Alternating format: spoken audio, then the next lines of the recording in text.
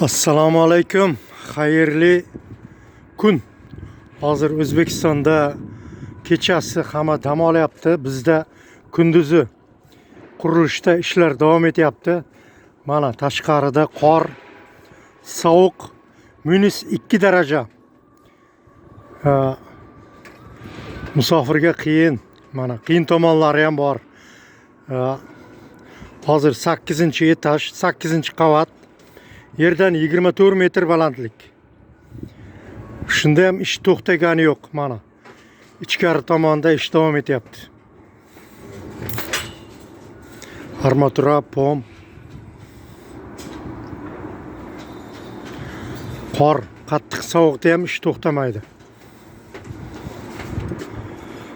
Musofirga qiyin. Mana pastlar setka texnika xavfsizlikka qilingan, hech kim tushib ketmaydi. Tushib ketgan narsa setkaga borib qadaladi. Kran har qanday og'ir yukni ko'tarib beradi.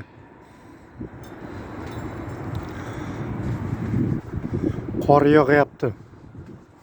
Kechgacha ancha qalinlashib qoladi.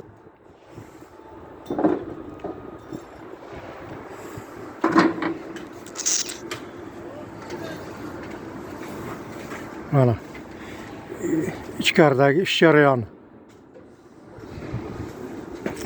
Birinchi kelgan vaqtlarda odamzod ikkita narsadan qo'rqadi: portlashdan va tepalikdan. Birinchi kelgan vaqtlarimizda ikkinchi etajdan pastga qaraganda ham bosh aylanar edi. Hozir 10-etajda turib bemalol yugurib ishlasa bo'ladi. O'rganib ketadi hammasiga.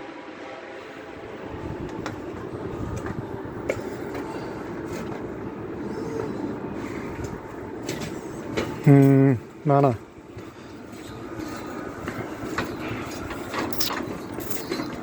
buni yonidan katta maydon ajratilgan, ekskavatorlar ishlayapti. 12 ta dom bitta joyda qurilishga mo'ljallashtirilgan. Bir oylardan keyin ish boshlanib qoladi. Hozir yerlar tekislanyapti.